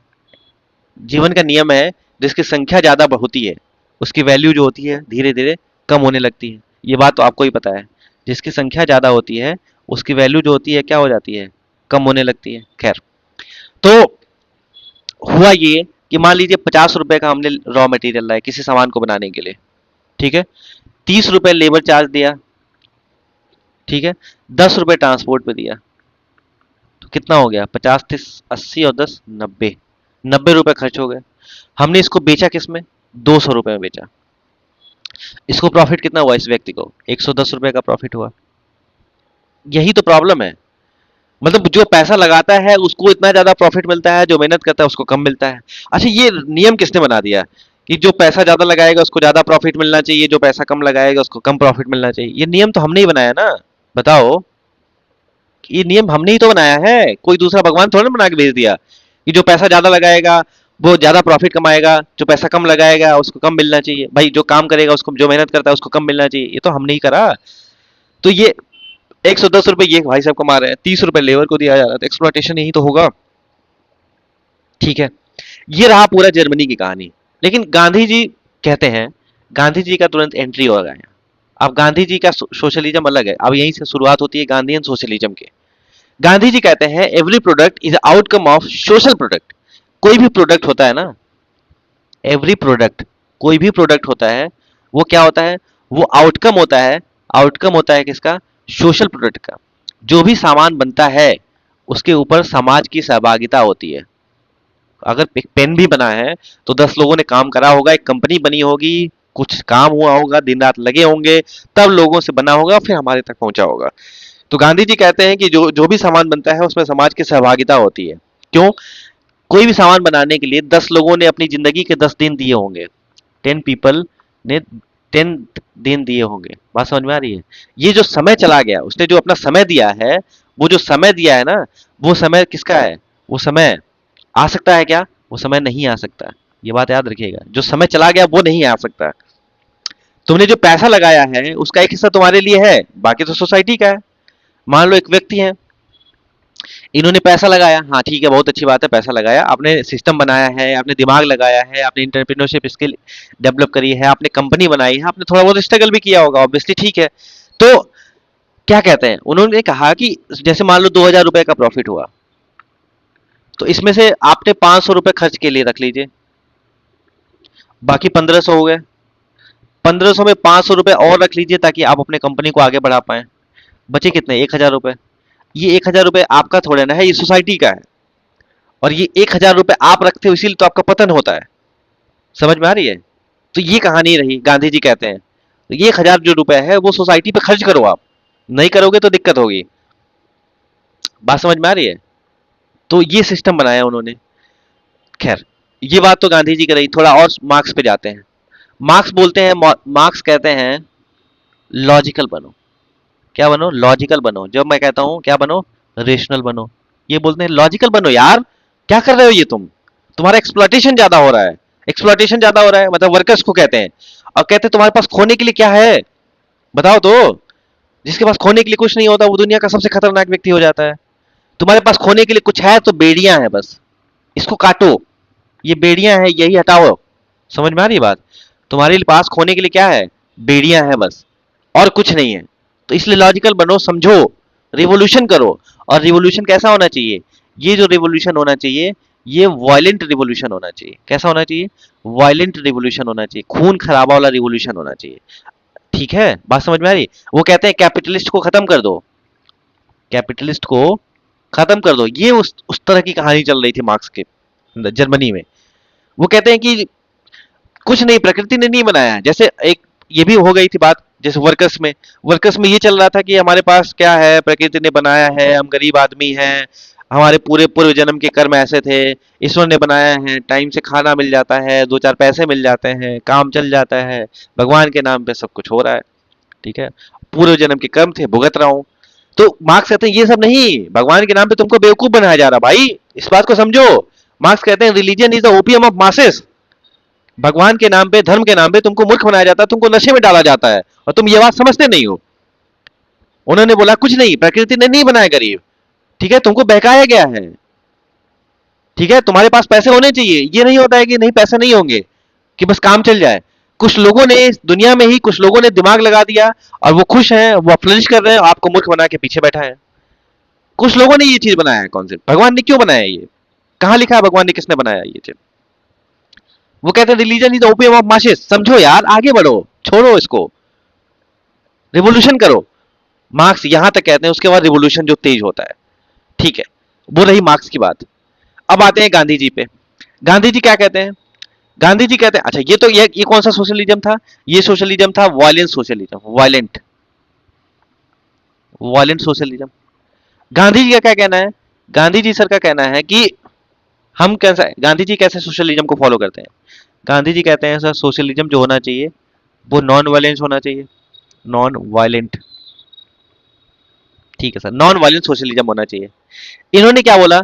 इन्होंने बोला ट्रस्टीशिप मॉडल ले आओ। ट्रस्टीशिप मॉडल, समझ लो, ट्रस्टीशिप मॉडल 2014 में सर सीडीएस में पूछा था ये। सोशलिज्म क्यों? गांधी जी के समय बिरला बहुत भक्त होते थे। बिरला आज दिल्ली में बिरला मंदिर भी अभी भी है। ठीक है, जाइए तो देखा भाई करिए। तो ये बात हमारे फाउंडिंग फादर को पता थी, मार्क्स का सोशलिज्म कैसा है। वो बहुत अच्छे से वेल रेड पढ़े लिखे थे और जानते थे। और इन्होंने बोला मार्क्स का सोशलिज्म नहीं, हम अपना सोशलिज्म लाए। गांधी जी बोले ट्रस्टीशिप मॉडल लेके आते हैं। अब ट्रस्टीशिप मॉडल का क्या मतलब है? वही कहानी, 2,000 रुपए अगर हम कमाते हैं तो 500 रुपए हम अपने खर्च के लिए रख लेंगे, 500 रुपए कंपनी को आगे बढ़ाने के लिए रख लेंगे। जो 1,000 रुपए ये हमारा नहीं है, इसको सोशल कामों में खर्च करेंगे। ये हम इसके ट्रस्टी हैं, मालिक नहीं है। ऑनर और ट्रस्टी में अंतर होता है, ये बात ध्यान रखिएगा। ऑनर और ट्रस्टी में क्या होता है? अंतर होता है। समझ आ रही है बात? तो ये चीज है। तो हम ट्रस्टीशिप मॉडल पे काम करेंगे। इससे बहुत सारी चीजें हुई।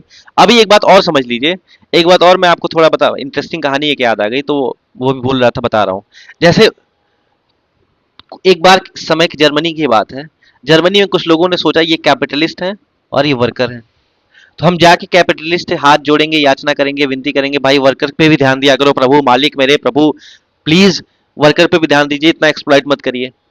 हृदय परिवर्तन लाएंगे, उनसे प्रार्थना करेंगे, उनके पैर पे गिर जाएंगे, इस तरह की जो चीजें हैं वो चल रही थी। अच्छा, ये रॉबर्ट ओवन का कहना था कि चलो ऐसा भी कुछ करा जाए। कार्ल मार्क्स कहते हैं भाई रॉबर्ट ओवन का दिमाग खराब हो गया है। क्यों? क्योंकि हर व्यक्ति कोई फैसला लेता है तो उसके पीछे उसका फायदा क्या है और उसका सेटिस्फेक्शन क्या है, वो सोच समझ के लेता है। अगर कैपिटलिस्ट ने ये फैसला लिया है कि वर्कर का एक्सप्लॉइटेशन करना है, तो वो कभी भी करेंगे। हृदय परिवर्तन कैसे आएगा? क्योंकि उनको फायदा हो रहा है वहां से। ठीक है, कैपिटलिस्ट को कैपिटलिस्ट को क्या हो रहा है? प्रॉफिट हो रहा है। किससे? वर्कर के एक्सप्लॉइट करने से। तो क्यों चेंज लाएंगे? कार्ल मार्क्स कहते हैं और रॉबर्ट ओवन का दिमाग खराब हो गया है, हटो यहां से। समझ में आ रही बात? तो ये सब चीजें नहीं चलेंगी, फर्जी चीजें हैं ये। चलो, तो ये बात याद आ गई तो मैंने बता दिया आपको। तो ऐसा चला कि trustee trusteeship model trusteeship model क्या है? कहते हैं कि जो आप पैसा कमाते हैं ना, अपना खर्च कर लिया, उसके बाद कंपनी को भी आगे बढ़ा लिया, जो बचा यही तुम्हारे पतन का कारण है भाई। तुम्हारे जीवन का पतन इसीलिए होता है कि वो जो 1,000 रुपए थे, ये जो आपके 1,000 रुपए हैं, इसके आप मालिक नहीं हो, ट्रस्टी हो। और तुमने समझ लिया कि मैं मालिक हूं। ठीक है, इसका उचित उपयोग करो, सोशल वर्क में उपयोग करो, जिसको जरूरत है उसको सपोर्ट करो। बात समझ में आ रही है? वो मालिक नहीं हो आप। तो मॉडर्न टाइम में उसी के बाद ट्रस्टीशिप में मॉडर्न टाइम में क्या हुआ? मॉडर्न टाइम में क्या करा? मॉडर्न टाइम में हमने कौन सा लाया? CSR लाया, कॉर्पोरेट सोशल रिस्पॉन्सिबिलिटी। हमने क्या लाया? प्रोग्रेसिव टैक्स का नाम सुना होगा, प्रोग्रेसिव टैक्स। क्या होता है प्रोग्रेसिव टैक्स? जिसका इनकम ज्यादा होगा उस पर टैक्स हम क्या करेंगे? ज्यादा लगाएंगे। जिनका इनकम कम हो टैक्स कम लगाएंगे। CSR क्या होता है? अगर आपकी कंपनी 3 इयर्स तक 5 करोड़ से ज्यादा का इनकम कर रही है, तो उसके बाद से आपको 2% जो है वो आपको सोशल वर्क में खर्च करना ही है, मैंडेटरी है। कॉर्पोरेट सोशल रिस्पॉन्सिबिलिटी आगे समझेंगे। इसके बाद मॉडर्न में और क्या क्या कॉन्सेप्ट है? जैसे PDS है, पब्लिक डिस्ट्रीब्यूशन सिस्टम। हम जो अनाज देते हैं, राशन देते हैं, वो दूसरे के पैसे से तो आता है। इसके अलावा हम क्या देते हैं? सब्सिडीज देते हैं, वृद्धा पेंशन देते हैं। ठीक है, मनरेगा है, डिसेबल्ड के लिए पेंशन है। तो ये सब ट्रस्टीशिप मॉडल का ही काम है। तो ये रहा आपका सोशलिज्म। अब आते हैं, अपने पास आता है सेक्युलरिज्म। ठीक है, बस ज्यादा नहीं टाइम लूंगा, थोड़ा सा, बस 5-10 मिनट और। सेक्युलरिज्म, क्योंकि सोशलिज्म पे सवाल आया था इसलिए मैंने आपको बताया। सेक्युलरिज्म का मतलब क्या होता है? ये वर्ड आया है सेक्ट से। सेक्ट का मतलब होता है अलग। ठीक है, अलग कर दो। ठीक है, अलग अलग सेक्ट बने होते हैं, अलग अलग होता है।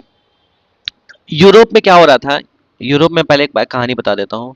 यूरोप में डार्क एज चल रहा था, डार्क एज। अब ये सब क्या होता है बहुत डिटेल में जाके कभी बात करेंगे। उस समय जो है धर्म हर जगह इंटरवीन कर रहा था, जो रिलीजन था ना वो हर जगह इंटरवीन कर रहा है। कोई भी काम हो रहा है, कोई पॉलिसी बन रही है, धर्म आ गया, रिलीजन आ गया। मतलब गवर्नमेंट और स्टेट को कोई अपना काम नहीं करना है, सब रिलीजन कर रहा है।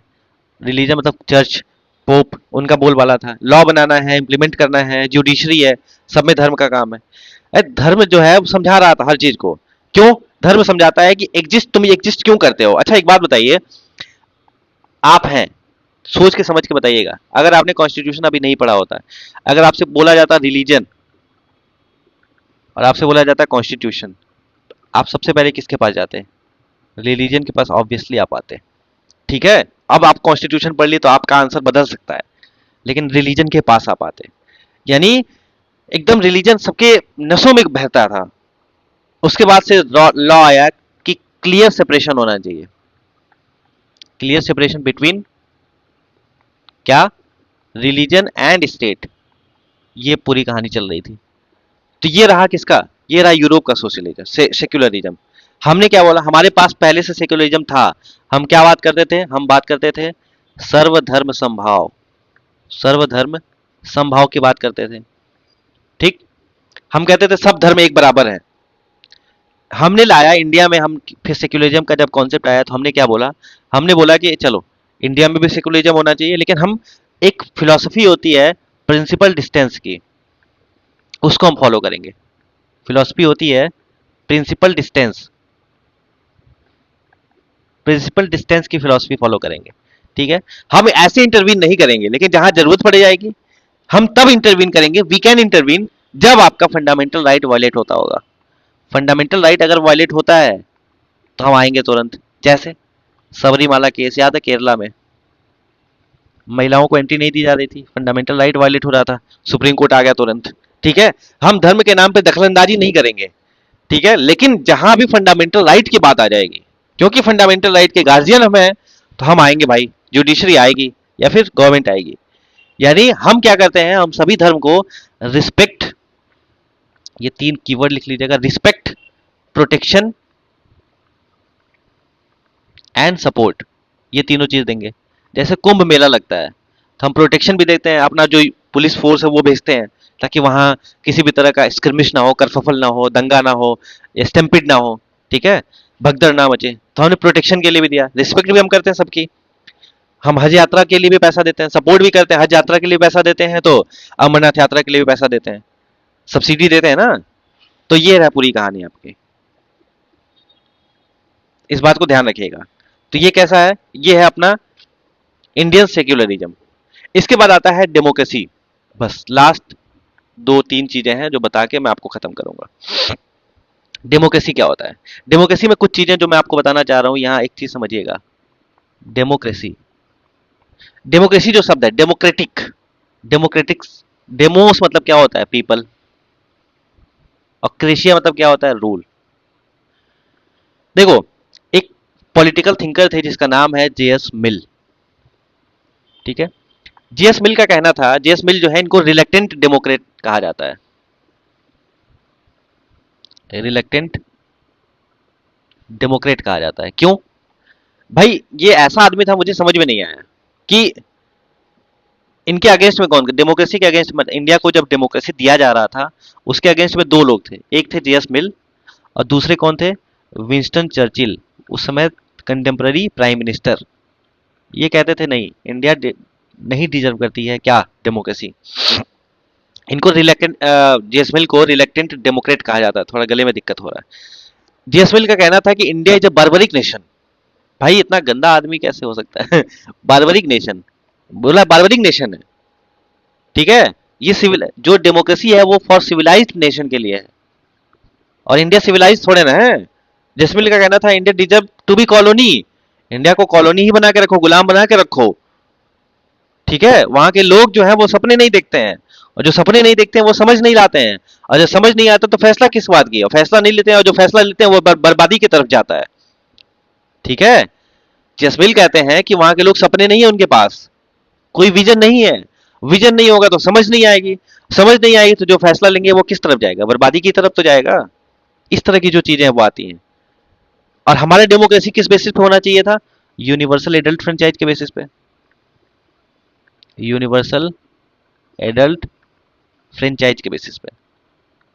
तो ये कहते हैं कि इग्नोरेंट पर्सन है, इंडियन जो है वो इग्नोरेंट है, उनको कुछ नहीं समझ है।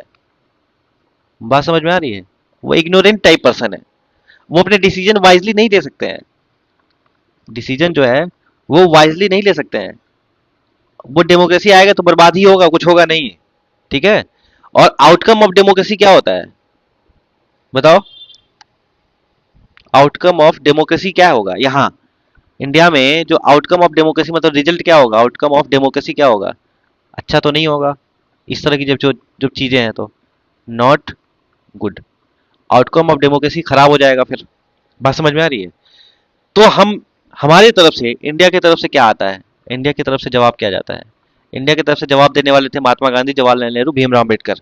वो कहते हैं कि India democracy, democracy should not wait for people. ये नहीं कि जब हर चीज इंडिया जो क्या नाम है, जब सिविलाइज नेशन हो जाएगा, जब सब लोग पढ़े लिखे हो जाएंगे फिर डेमोक्रेसी आएगी। कहते हैं India should not wait for people to get enlightened, ये महात्मा गांधी का लाइन है। India should not wait for people to get enlightened, it's duty of democracy to go to the door, घर घर जाओ, एम्पावर करो, उसके बाद जो है वेट मत करो उनके लिए, उनको एम्पावर करो, उस लायक बनाओ आप। अब आप वेट करोगे कि इंडिया जो सिविलाइज हो जाएगा या सब लोग पढ़े लिखे हो जाएंगे फिर डेमोक्रेसी लाएंगे, तो हो चुका, ठीक है। तो इंडिया का कहना था कि शुड नॉट बी, इंडिया जो है, उसके बाद कहते हैं कि इंडिया जो है democracy is going to be successful, इन्होंने बोला कि सक्सेसफुल होगा, उसके लिए we are going to face some hurdle obviously, definitely, but हम उसको एम्पावर करेंगे, उसके लिए लड़ेंगे। इस तरह जो है इस तरह के आपके फ्रीडम फाइटर थे। आपको जब समझ नहीं आएगा तो आप कैसे इज्जत करोगे किसी की? आपको पढ़ाई नहीं गया ये सब बात। प्रियम्बल प्रियम्बल के नाम पे बस तीन चीज, डेमोक्रेसी डेमोक्रेसी के नाम पे पीपल का शासन, अब्राहम लिंकन की परिभाषा, ये बात कौन जानेगा? चलो लिखो इसको। इंडिया की तरफ से क्या आया डेमोक्रेसी के लिए? Democracy should not wait for people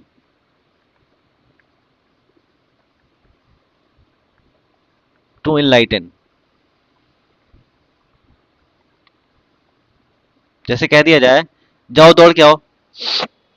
अब आप बोलेंगे अरे थोड़ा प्रैक्टिस कर लूं, थोड़ा अपने आप को बना लूं पहले, तब एक दिन में 5 किलोमीटर दौड़ के आऊंगा। अरे भाई पहले जाओ तो भले 100 मीटर दौड़ के आओ, जाओ। पढ़ा दो। सर आता ही नहीं पढ़ाने। अरे भाई पढ़ाओ तो कुछ तो आता होगा, जो आता है वही पढ़ाओ, फिर धीरे धीरे आएगा। पढ़ लो, मॉक लगा लो। आता ही नहीं है। अरे भाई एक चैप्टर पढ़ा है, आधा चैप्टर पढ़ा है, नहीं आता है तो सॉल्व तो करो, कुछ तो आएगा, नहीं आएगा छोड़ देना, और क्या। जैसे अभी हमारे पास है ना वो चीज, वही पहले भी थी। इसीलिए जीएस मिल को कहना पड़ा था शायद। लेकिन कुछ लोग थे जो बोले नहीं, ये गलत बात है। Democracy should not wait for people to get enlightened, it's duty of democracy. ये बात मेरे मतलब बहुत अंदर तक गई। It's duty of democracy,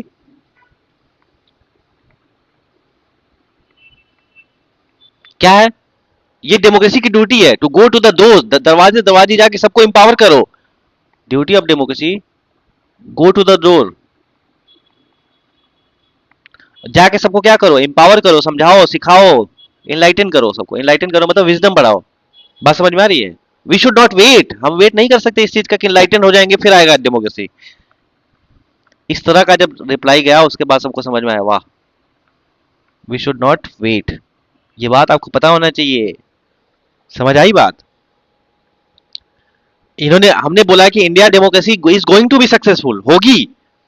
we are going to face some hurdle, definitely हम हर्डल फेस करेंगे, लेकिन हम उसको एम्पावर करेंगे, और जो हर्डल्स आएंगे वो हमें एम्पावर करेगी। ठीक है?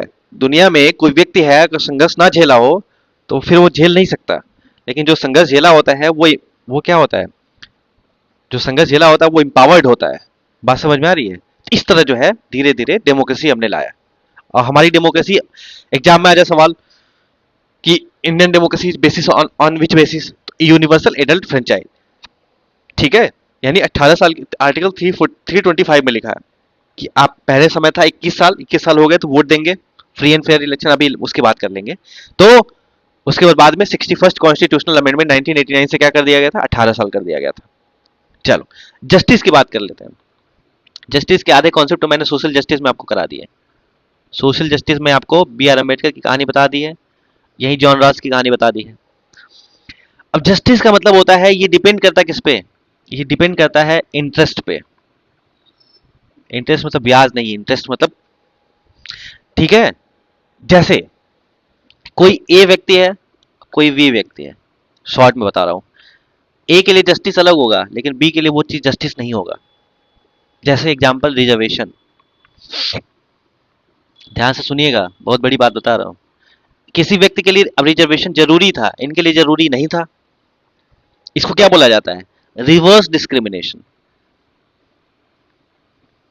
रिवर्स डिस्क्रिमिनेशन,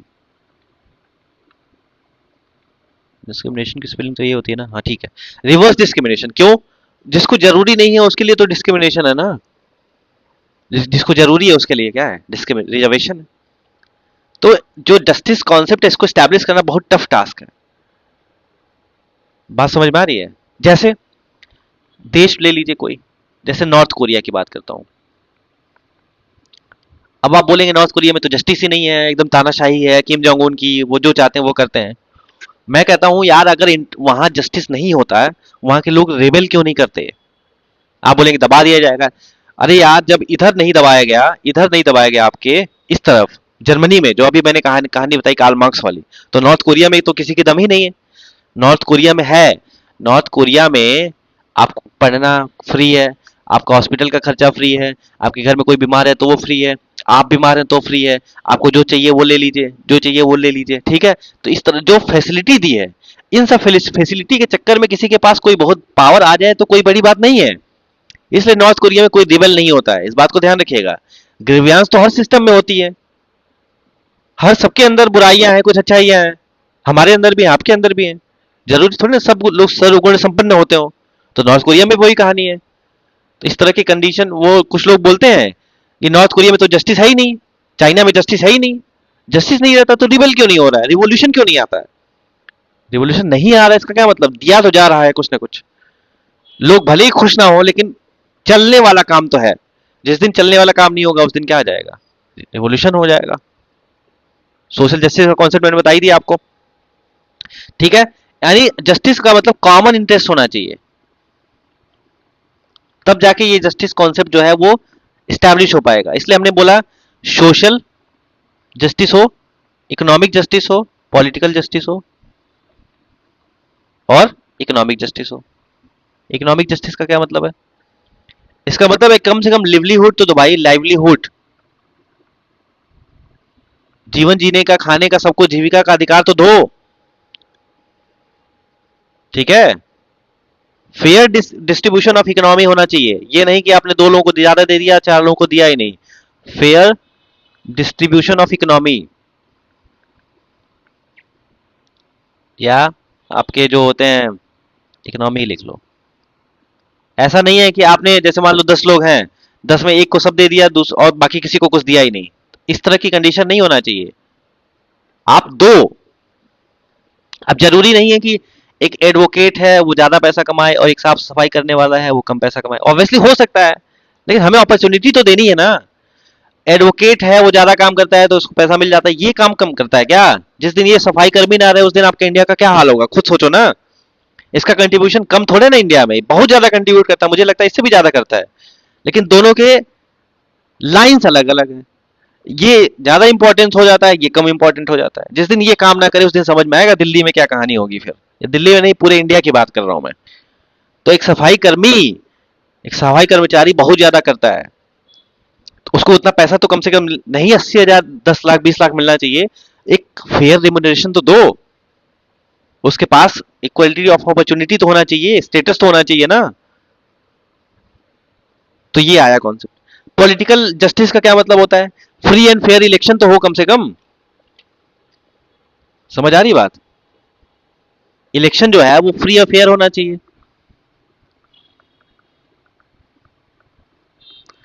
मैं चाहता हूं लड़ना, तो मैं इलेक्शन लड़ सकता हूं, मैं प्राइम मिनिस्टर भी बन सकता हूं, ये पॉलिटिकल जस्टिस हो गया।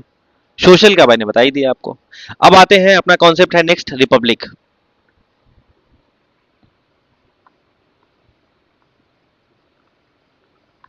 रिपब्लिक का क्या मतलब होता है? रिपब्लिक का मतलब होता है हेड ऑफ द स्टेट जो होगा, head of the state, head of the state क्या होना चाहिए? मोनार्क नहीं होना चाहिए, या हेरिडेटरी नहीं होना चाहिए। ये लिखा भी है शायद, ठीक है। तो ये सब बात मैंने बता दी है आपको। सोशल, इकोनॉमिक, पॉलिटिकल जस्टिस बता दिया, इक्वेलिटी बता दिया, फ्रेटर्निटी, क्वेश्चन भी हैं। एक मिनट। तो आप इसको आप पढ़ेंगे तो आपके लिए प्रेम्बल ज्यादा आसान हो जाएगा। मैं समझा ही देता हूँ यही। रिपब्लिक का मतलब हेड ऑफ द स्टेट जो है मोनार्क नहीं होना चाहिए, हेरिडेटरी नहीं होना चाहिए कि नहीं भाई मैं हो गया, इसके बाद मेरा बच्चा, फिर मेरा बच्चा, फिर उसका बच्चा, फिर उसका बच्चा, ऐसा करके नहीं। हेड ऑफ द स्टेट क्या होना चाहिए? इलेक्टेड होना चाहिए। अपने पास पहले कौन था? पहले थे रामनाथ कोविंद साहब। अब कौन है? द्रौपदी मुर्मू मैम, ठीक है। तो इस तरह है। इसके पहले रामनाथ कोविंद से पहले कौन थे? प्रणब मुखर्जी थे। इसके पहले कौन थे? ऐसे ही चीजें चलती जा रही हैं। ऐसा तो है ना, हेरिडेटरी वंशानुगत है। वंशानुगत व्यवस्था तो कहाँ है? यूके में है, मोनार्क सिस्टम। तो हमने head of the state elected बनाया। इनडायरेक्टली इलेक्शन करते हैं। हमारे जो एमपी जो एमएलए होते हैं वो जाके पार्टिसिपेट करते हैं, लेकिन एमपी एमएलए को तो हमने किया है ना इलेक्ट। तो इस तरह जो रिपब्लिक का मतलब सिंपल समझो कि head of the state monarch नहीं होना चाहिए या इलेक्टेड होना चाहिए बस, हेरिडेटरी नहीं होना चाहिए, बस बात खत्म, ठीक है। इक्वालिटी का क्या मतलब होता है? इक्वालिटी, क्वेश्चन आया है, इक्वालिटी का मतलब क्या होता है? इक्वल से बना है, पहली बात। इक्वालिटी का क्या मतलब होता है? Absence of the privilege, absence of privilege. Privilege नहीं होना चाहिए भाई, इक्वलिटी का मतलब यही होता है, एब्सेंस ऑफ प्रिविलेजेस। और यही क्वेश्चन आया था ऑप्शन में, एब्सेंस ऑफ प्रिविलेज नहीं था। नहीं मैं आपको टेलीग्राम पे भेज दूंगा, टेलीग्राम में अपना डिफेंस थेरेपी ज्वाइन कर लीजिए, यहीं आपको भेज दिया जाएगा, ठीक है। क्वेश्चन जाके सब देख लीजिएगा। जब प्रिविलेज खत्म हो जाएगा, किसी को आप ज्यादा स्पेशल पावर नहीं देंगे, उस समय इक्वलिटी आ जाएगी। और दूसरा, अपॉर्चुनिटी सबको बराबर दो, बस ये बात याद रखिएगा, अपॉर्चुनिटी जो है वो इक्वल देना है, ये बात भी ध्यान रखनी है, याद रहेगा ये चीज, ठीक है। इसके बाद आता है क्यों, क्योंकि देखो मॉडर्न टाइम में क्या है, मॉडर्न टाइम में कॉन्सेप्ट क्या है, मॉडर्न टाइम में ऐसा है, मैन इज रेशनल, ये तो है, हमारे पास बुद्धि है, दिमाग है, विजडम है, इंफॉर्मेशन है, नॉलेज है। मैन इज रोशन नहीं रेशनल, ठीक है। Then all equal, equal before state, भाई रेशनल सब लोग हैं तो इक्वल बिफोर स्टेट होना चाहिए, इक्वल बिफोर स्टेट, स्टेट के सामने तो हम सब बराबर है ना। उसके बाद तो डिपेंड करता है कैपेबिलिटी पे। चलिए एक लाइन पूछता हूं कि रेशियल इक्वालिटी, रेशियल इक्वालिटी जो होती है, रेशियल इक्वालिटी कहा जाता है, racial equality is a myth. ध्यान से सुनिएगा, जैसे खेत जब खेती करते हैं तो वीट में आप क्या करते हैं, वीट में ऐसा तो है नहीं कोई भी गेहूं डाल देंगे, आप हाइब्रिड जाते हैं गेहूं लेके आते हैं जिसकी पैदावार अच्छी होती है, समझ आ रही बात। ऐसे ही मान लीजिए कि आम है, मैंगो आपने लगाना है, मैंगो में वही लाएंगे जिसमें ज्यादा होता है, जो ज्यादा बड़ा होता है, जैसे दशहरा है तो फिर वो है, फिर वो है, लंगड़ा है, फिर पता नहीं क्या क्या चीजें आती हैं। तो आपने बेस्ट ब्रीड सर्च करनी थी, बेस्ट ब्रीड सर्च करनी थी, ठीक है। तो आपने करा, जैसे गेहूं में किया, मैंगो में किया। अच्छा, आपने एक फार्म हाउस बनाया है, फार्म हाउस बनाया है, और फार्म हाउस में एक विला बना दिया, क्योंकि वो शहर से थोड़ा दूर है, तो आपको वहां सिक्योरिटी के लिए कुत्ता रखना है, डॉग। तो क्या पमेरियन रखेंगे, या फिर आप वो रखेंगे, क्या कहते हैं, ग्रेट डेन। पमेरियन वही छोटा सा क्यूट पपी जो आपके पहले मूवीज में, बॉलीवुड मूवीज में आता था, अब नहीं आता है, वो एकदम बहुत सुंदर सा लगता है, वाइट वाइट था पपी पमेरियन नाम उसका। ग्रेट डीन जो होता है खतरनाक सा एकदम होता है। तो आपको क्या रखना पसंद होगा, ऑब्वियसली आप बोलेंगे ग्रेट डीन रखेंगे। आप हर जगह हाइब्रिड देख रहे हैं, यहाँ भी हाइब्रिड देख रहे हैं, तो आपसे अगर पूछा जाए कि जो इंसान है उसमें भी हाइब्रिड और लो ब्रीड होता है, तो आप सब बोलेंगे हाँ। इतना कुछ समझने के बाद आप बोलेंगे यस, हाइब्रिड और लो ब्रीड होता है। देखो अभी 2 मिनट के, 1 मिनट, 2 मिनट की एक्टिविटी से आपको ये समझ में आ गया कि इंसान में भी हाइब्रिड और लो ब्रीड होता है। सोचो हिटलर के पास तो सब कुछ था, हिटलर बोला कि जर्मनी, जर्मन तुम अच्छे हो, ज्यूस बेकार हैं। आपने क्या करा, इंसान में भी हाइब्रिड और लो ब्रीड बना दिया। लेकिन मेरे हिसाब से इंसान में कोई ऐसा चीज नहीं होता है, क्यों? अब क्यों का रीजन मैं आपको देता हूं। मेरा रेशनल है, मेरा नहीं, कुछ लोग और भी मानते होंगे इस तरह की चीजें। इंसान, ह्यूमन, ह्यूमन के पास एक ऑप्शन होता है किसका, चॉइस का। और यही सी से चॉइस, तो सी से कॉन्शियस होता है। हमारे पास रेशनैलिटी भी है, रेशनैलिटी है तो हम चॉइस भी कर सकते हैं। हम क्या है, हम क्रिएटिव भी हैं, क्रिएटिविटी भी अपने पास है। उसके बाद क्या है, इनोवेशन भी है, इनोवेट भी कर सकते हैं। उसके बाद क्या है, रेशनैलिटी भी है। अगर ये सबके पास है तो हम कैसे हाइब्रिड और लो ब्रीड हो गए। ये बड़ा आदमी है, ये छोटा आदमी है, ये चाहे तो इसके बराबर नहीं हो सकता, इससे आगे भी जा सकता है। बात समझ में आई, क्योंकि उसके पास चॉइस है, क्रिएटिविटी है, कॉन्शियस है, इनोवेशन है, मेहनत कर सकता है, आगे बढ़ सकता है। छोटे आदमी बड़े आदमी से क्या लेना देना, वो उससे भी आगे जा सकता है। इसलिए मेरा मानना है कि ह्यूमन के पास जो है हाइब्रिड लो ब्रीड का ऐसा कोई चीज नहीं होता है, और racial equality is a myth. खैर, ये कॉन्सेप्ट आप ऐसे ध्यान रखिएगा, और कोई मिले अच्छा डिस्कशन करने वाला तो उससे डिस्कस करिएगा। अब आते हैं सर लिबर्टी, लिबर्टी क्या है, लिबर्टी क्या होता है। देखो लिबर्टी का मतलब होता है चॉइस को बढ़ा देना, जो मैंने बताया, चॉइस को बढ़ा दीजिए और रिस्ट्रिक्शन को कम कर दीजिए, इसको क्या बोला जाता है, लिबर्टी। लिबर्टी कहाँ से बना है, लिब्रे से बना है, ठीक है। और लिब्रे का क्या मतलब होता है, फ्रीडम। बात समझ में आई, लिब्रे का क्या मतलब होता है, फ्रीडम होता है। तो बस यही बात। इसके बाद आता है अपने पास फ्रेटर्निटी, फ्रेटर्निटी, फ्रेटर्निटी क्या होता है, सेंस ऑफ ब्रदरहुड। अब जैसे मान लीजिए मेरे सामने कोई बैठा हो, कोई व्यक्ति, मान लो राघव, राघव बैठे, तो अगर मान लीजिए जो राघव है वो हमसे फ्रेटर्निटी सेंस ऑफ ब्रदरहुड नहीं रखते हैं, दुश्मनी रखते हैं, तो क्या मैं इसके लिए सुप्रीम कोर्ट जा सकता हूँ? नहीं जा सकता। भाई नहीं रखते हैं, उनका मन। तो फ्रेटर्निटी ये है, सेंस ऑफ ब्रदरहुड। अब कोई प्यार ना करे और सुप्रीम कोर्ट आप चले जाएं तो ये तो गलत बात है ना। बात समझ में आ रही है? अच्छा, ये लिबर्टी का ही रिस्ट्रिक्शन कम हो गया तो अब सोशल मीडिया दुनिया यूज कर रही है। डाइवोर्स केस भी इसी से ज्यादा बढ़ रहा है। डाइवोर्स भी ज्यादा बढ़ता है। क्यों? अब तुम मेरी बात नहीं मानते हो या नहीं मानती हो, चलो कोई बात नहीं, हमारे पास फेसबुक इंस्टाग्राम पे मैनी कनेक्शंस हैं, हो गया काम खत्म। खैर, वो तो बस हंसी मजाक की बात थी। तो लिबर्टी, लिबर्टी दो टाइप की होती है। एक होता है पॉजिटिव लिबर्टी, एक होता है negative liberty. Negative liberty state पे इम्पोज करी जाती है, पॉजिटिव लिबर्टी हमें दी जाती है। स्टेट को ये काम नहीं करना है, स्टेट तुम ये काम नहीं करोगे, स्टेट तुम पार्क में डिस्क्रिमिनेशन नहीं करोगे, state on the basis of religion race caste place of birth discrimination नहीं होना चाहिए, स्टेट तुमको ये चीज नहीं करना है। ठीक है? पॉजिटिव लिबर्टी क्या है? टाइटल नहीं रखना है आपको। ठीक है? आपको ये चीज मिला है, right to life with dignity मिला है। ठीक है? Right to religion with freedom मिला है। तो ये क्या है? पॉजिटिव लिबर्टी है। बात समझ में आई? अब आप चाहें कि राय बहादुर नाम लेके चलें आप, कि राय बहादुर फलां, तो ठीक है, राजा फलां, तो आप ये सब नहीं रख सकते। बात समझ में आई? तो ये सब लिबर्टी फ्रेटर्निटी, बस यही कहानी मोटी मोटा था आपका प्रियम्बल का। मैंने आपको जस्टिस, लिबर्टी, इक्वालिटी, फ्रेटर्निटी समझा दिया है। इसमें और कुछ समझाने के लिए नहीं था। Sovereign, socialist, secular, democratic, Republic भी समझा दिया है। अब आपका प्रियम्बल होता है खत्म। ये रहा स्लाइड, और आप चेक कर लीजिए क्या क्या हो गया है। इसके बाद ये हो गया प्रियम्बल, हो गया ये, हो गया, आप पढ़ लीजिएगा, आपको मिल जाएगा ये सब मिल जाएगा आपको, टेलीग्राम पे दे दूंगा मैं। और सोशलिस्ट भी हो गया आपका, रिपब्लिक भी हो गया, सोशल इकोनॉमिक जस्टिस भी हो गया। ये जो है dignity and unity of India, ये फ्रेंच रिवॉल्यूशन से लिया गया था। इक्वालिटी, लिबर्टी और फ्रेटर्निटी, ये बात याद रखिएगा। उसके बाद ये क्या है? Not written preamble of the constitution, ये याद रखिएगा इस चीज को।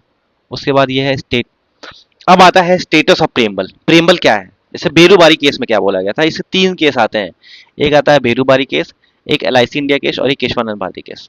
ठीक है? तो इस केस के बारे में क्या है? बेरूबारी कहता है preamble is the key to open the mind of makers, but it can not be considered as part of the constitution, therefore it is not enforceable. ठीक है?